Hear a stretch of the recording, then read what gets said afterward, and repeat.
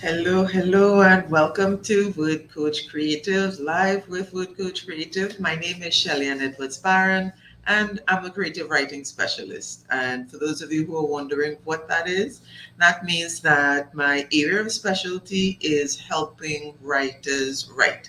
And what that means is whether you're working on fiction, nonfiction, you're doing academic writing, I actually that's one of the things that I've been gifted with, the ability to help other people express their ideas effectively in writing.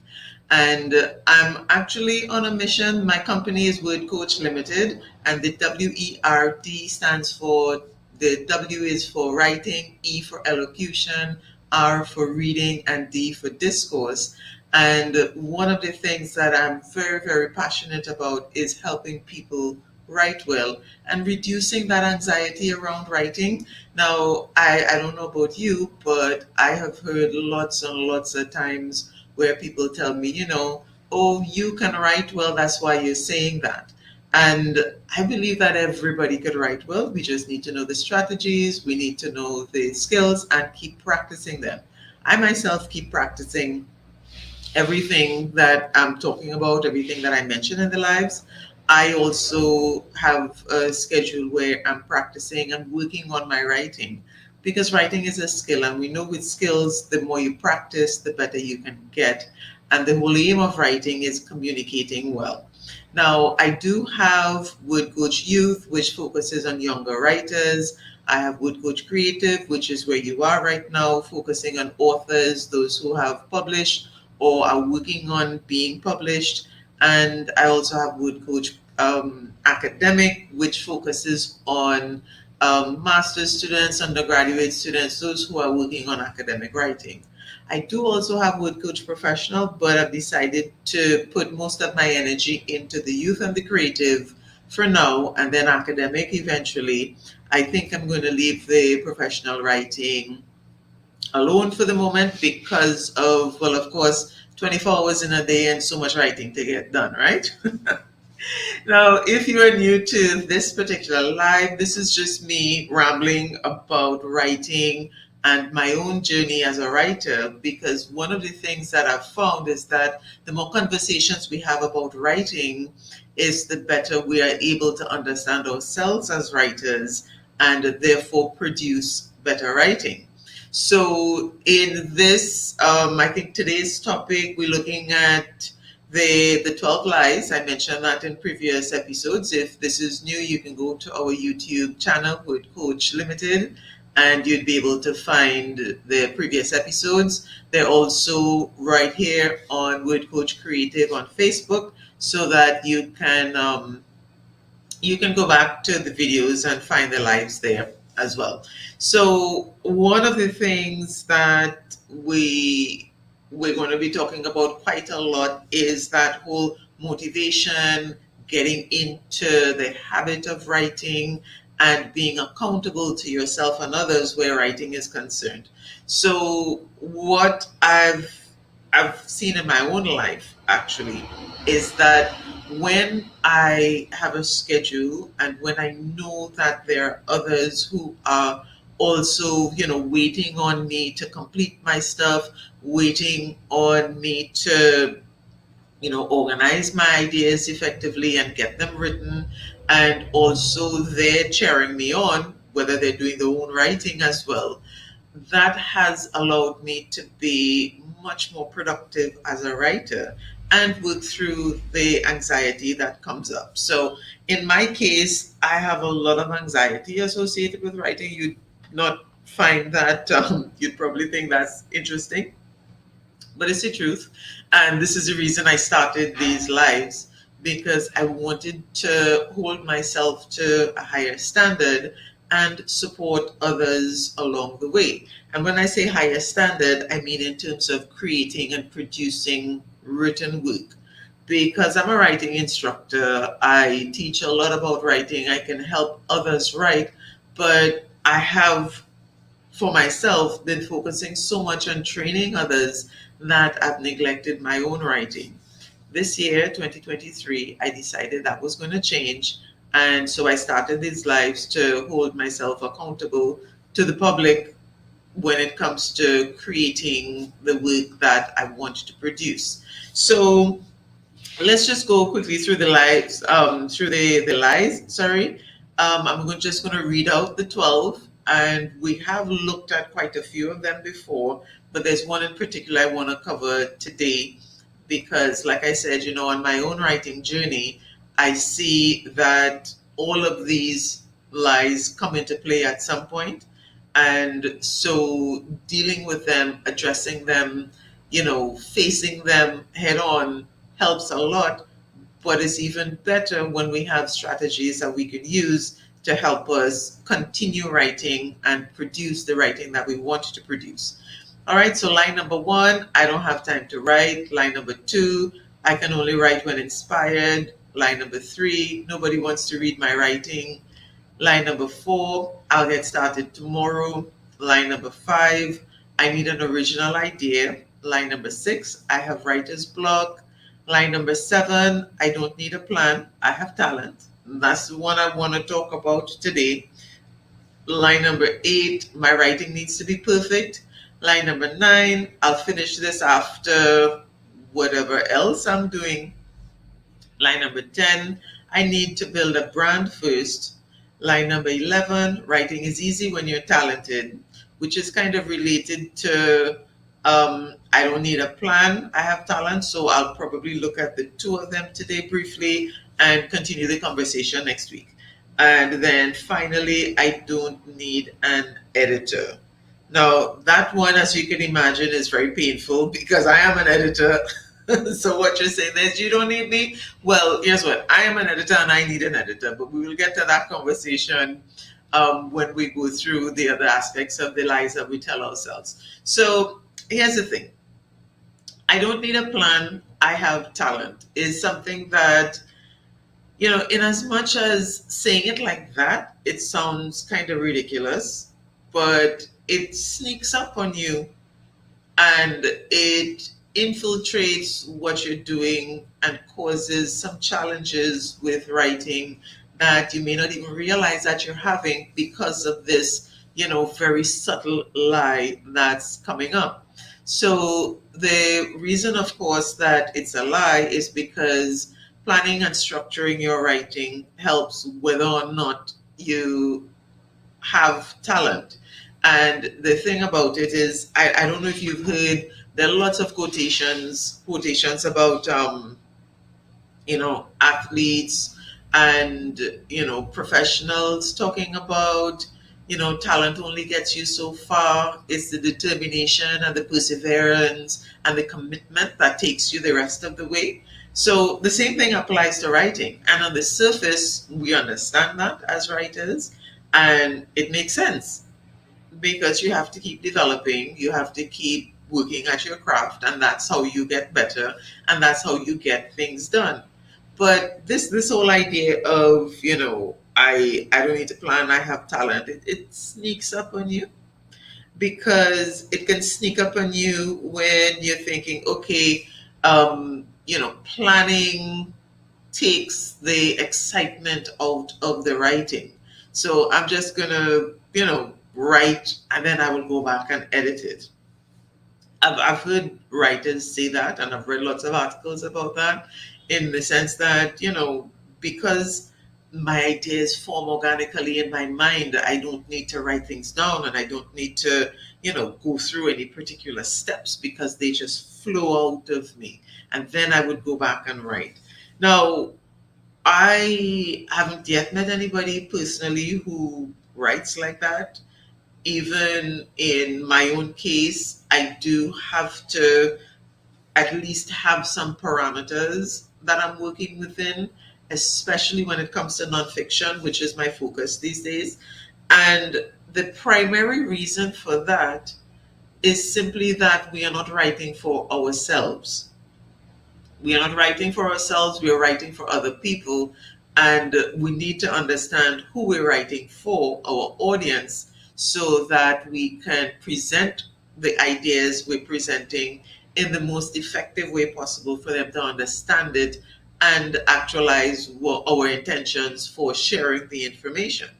So I had an experience recently where someone contacted me about an editing job, and this is an agent that I work with, and he said, he sent me the snippet from the author. I did the review and I gave the quotation, and then he told me, okay, the author is ready. We can proceed. Go ahead, prepare the contracts. And like about maybe 15 minutes after that, he sent a message and said, wait, hold up, the author just contacted me. She's changed her mind. So I'm like, huh? That's like within the space of 20 minutes, yes, let's get this done, turned into, nah, I'm not doing this anymore. So I asked him, okay, what was the reasoning? And he said that she spoke with someone, and this person advised her not to change the writing at all. Leave it as it is because it's perfect just as it is. So she is effectively foregoing the writing, the editing process in favor of, I don't need structure, I don't need revision because my writing is good as it is. Now, my first question to him was, did the person who gave her the advice come from a member of her audience, her intended audience? And chances are the person was not. Now, and I'm saying chances are because I don't know the full details of the situation. But this is another version of, I don't need to plan, I have talent. I don't need any input. My writing is perfect as it is. I'm good. Let me just write, and then I could package whatever I wrote and send it out there. So the point is then that, does she know whether or not the writing is going to effectively meet her audience? She's taking the word of this trusted person, but does this trusted person understand writing and sharing of information? It may have made sense to them. Are they representing her audience? Are they stating then that your ideas were clear, this is understood, this matches that, you have no typographical errors? What is the situation here?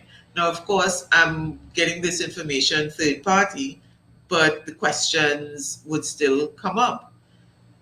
Did you structure the writing effectively? Did you have, that beginning, middle, end format?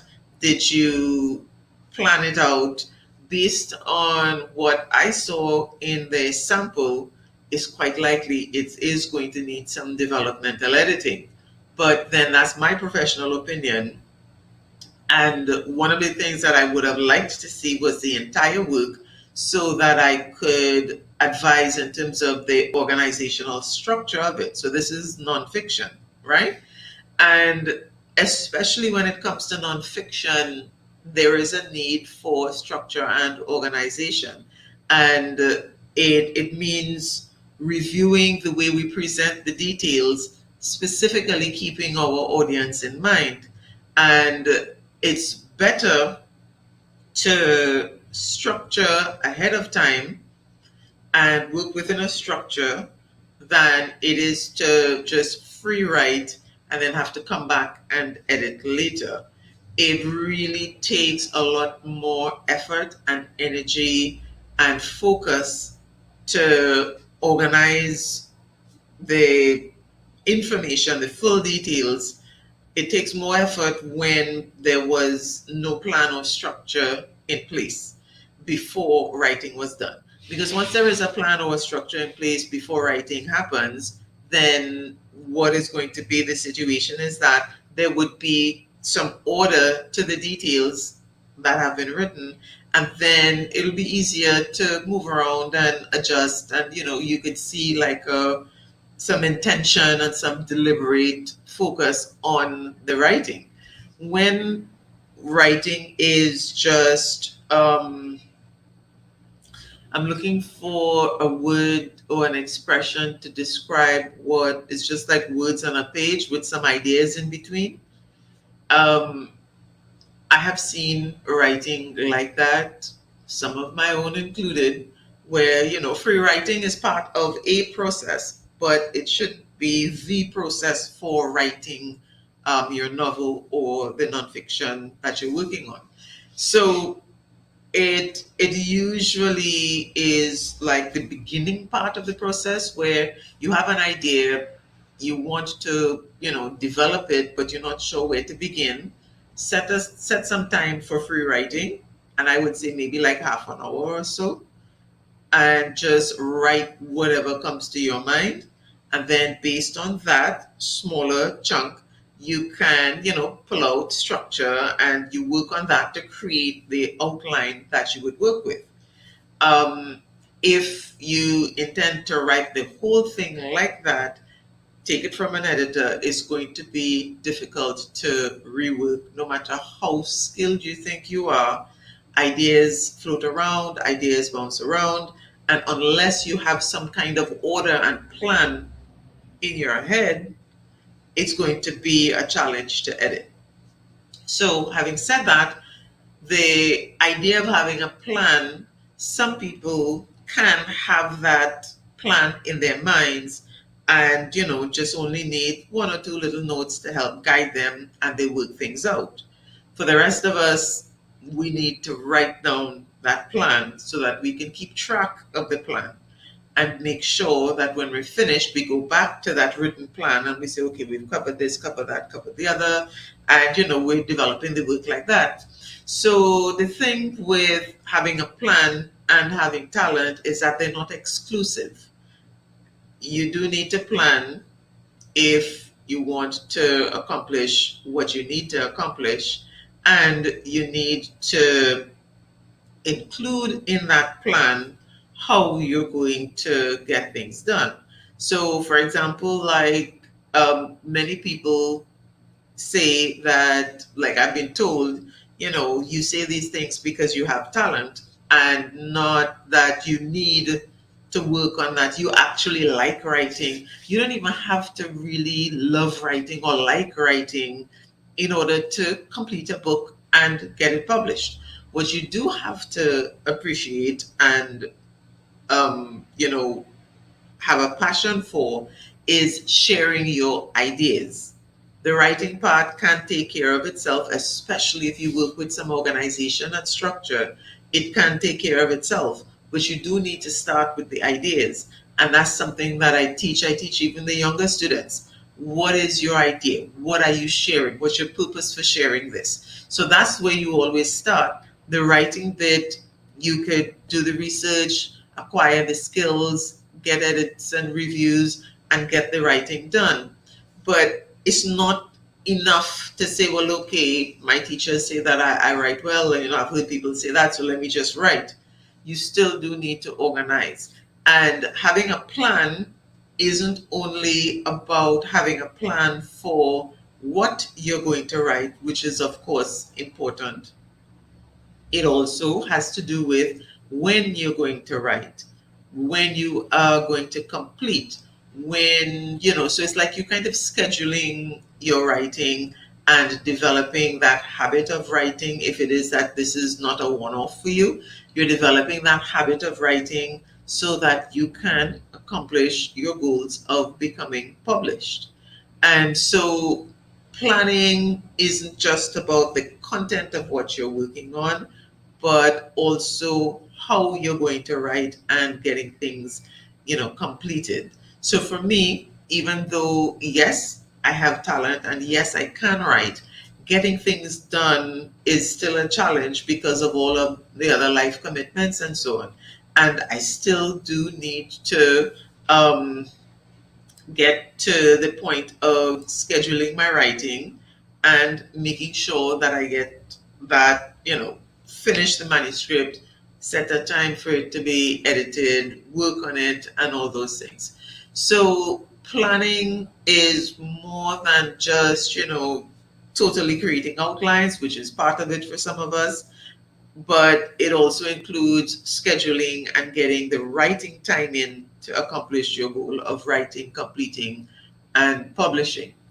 And when it comes to, let's say, the actual planning of the manuscript itself, writing that plan takes many different forms. So as I said before, some people have that awesome memory and they're able to, organize themselves and keep themselves structured and sorted. Some people are not that organized when it comes to getting things done. Yeah, here, present company included.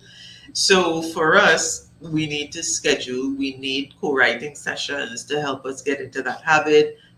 We need coaches to help us keep on target and review what we've written. We need editors as part of the process so that we can get that feedback. We need beta readers. So there's a whole process involved when it comes to planning and getting things done. So out of all that I've said and my ramblings about, the plan and the talent and so on, what I really want you to keep in mind is that publishing a book, several books, completing your manuscript is a project just like everything in life. And having that idea of where you want to be is awesome. Having that step by step that's going to help you get there is awesome. Oh, yes, I'm taking that liberty, right? So it keeps you on target because life happens. And as yesterday, for example, we had a scheduled co-writing session. Yesterday was a public holiday here in Trinidad and Tobago. That's 19th of June, Labor Day. And so while I started the morning with organizing myself and putting a couple of things in place, by the afternoon I realized, life requires a balance as well. So I worked the previous holiday, which was Corpus Christi. So maybe I should take some time off of the Labor Day. So I took the evening off, which means no writing got done and I wasn't present for the co-writing session. So things happen. But if it is that I did not have a plan, I did not have a structure, and I didn't have, goals set and next steps and so on with my writing, chances are that, that session would lead into another missed session, would lead into, other things are important and life is important. And then eventually my habit of writing could be broken. And then I don't get what I want done, accomplished in the efficient, effective way that it could be. So what I really want to emphasize is that having that plan, having that structure helps us, when things interrupt and we have to come back. So if I know, for example, I have an outline that I'm working with. So for example, that poetry book that I mentioned to you that I'm working on, which is one of three that I'm working on right now. So I'm doing the poetry textbook for primary school. I'm working on the narrative writing textbook for primary school, and I'm working on exploring imagery textbook for primary school. Now, the way my mind works is that it's very challenging to have one project and stick with that alone. I do need stimulation from multiple avenues. So what I've done is that I've scheduled writing for each of those. So I have, let's say, Monday evenings for the poetry book. So far, I've been working, doubling up on those, and then I've decided Thursday mornings I'm going to work on the narrative. That's when we meet for co-writing sessions. And on a Wednesday, when I don't have a workshop, I'm going to focus on the exploring imagery, which is the descriptive writing book for standard threes. Now, because of that, I have already sort of compartmentalized and I have my outlines. So I have an outline for each of them. So prior to the writing session, I'll take a look at the outline, take a quick look at what I have, so I know what my goals are for each section. And when I sit to write in the 2 hour span that I have to write, I would have all the research done, all those things, because I've been working on this. And then I know what writing needs to get done. If I didn't have that, I would be bouncing around, spending half of the writing time figuring out what to write and then not accomplishing enough. And certainly, I would not be able to meet the deadlines that I've set. And now that I've done that, these books, the progress that I'm making, it's getting me chapters completed, it's getting me ideas organized, it's getting me research done in a timely way because I have the accountability and because I have the schedule and the plan of what I need to accomplish. Now, of course, it's not going to mean that the plan is cast in stone and I can't move it without a lot of heavy lifting if I can move it at all. The point is, having a plan allows you to adjust and still get back on track fairly easily. And it works best when there is some accountability. So I am going to be right here on YouTube and Facebook um, on Thursday, with a reminder about our co-writing sessions, which we have scheduled for 6 p.m. to 8 p.m. on a Monday, 9 a.m. to 11 a.m. on a Thursday. So I'm going to be here with that reminder so that you can join us on Zoom so that you can get that accountability with your writing. Right? So I really want to emphasize that for you. Like I said, there are lots of other lies, and when it comes to the writing, and the lies with the writing really have to do a lot with our own personalities, our own mental blocks, our own challenges and experiences.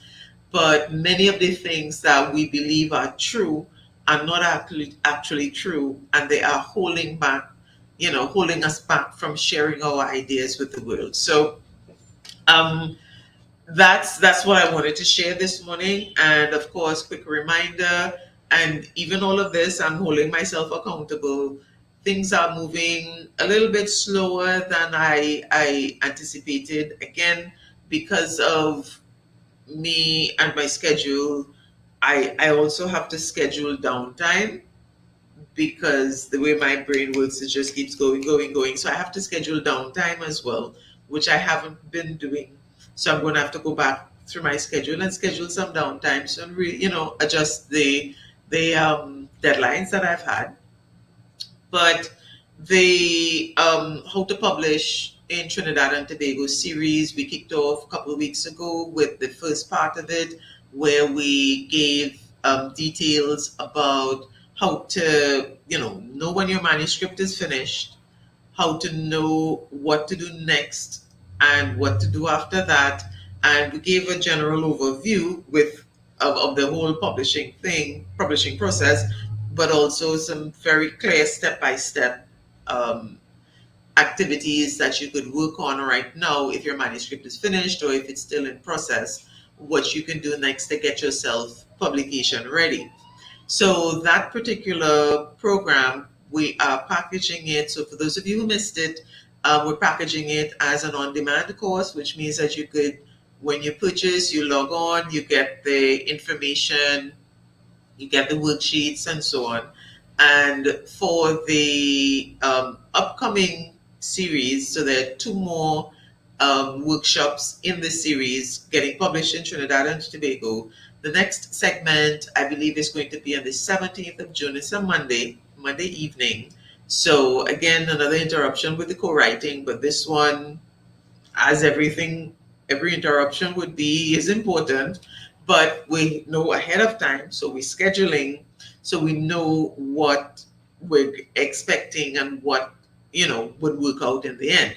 But that one is going to be focused on formatting, social media, getting into more details about getting yourself out there, marketing as a self-published author. And of course, we're working with self-publication and getting your book out there, having more autonomy.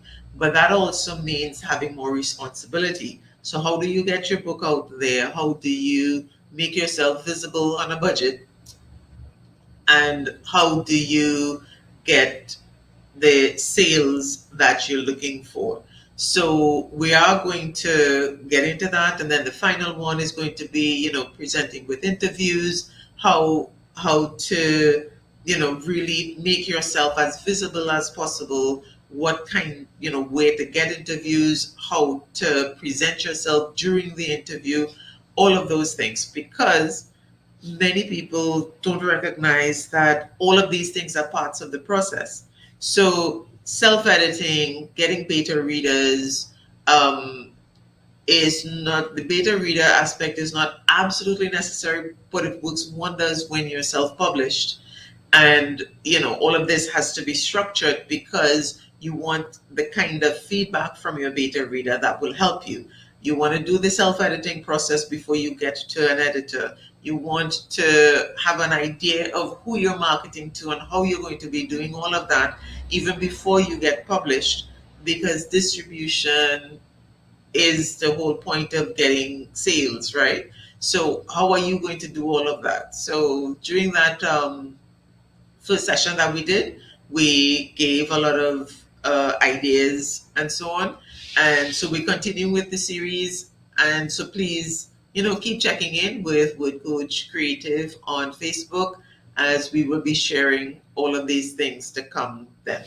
So, all right, I am right at the point where I'm going to be closing off, and I'm really excited. Thank you for those of you who were able to pop in, stick around for a bit of the live. Those who are looking at the replay, we appreciate you. I appreciate you a lot. Ask your questions in the chat, send me a message, and I would be more than happy to support you as best as I can on your journey to being self-published. Okay, so have a wonderful rest of today, and my aim is to be here next week checking in with you, more on the lies we tell ourselves and more on that accountability where writing is concerned.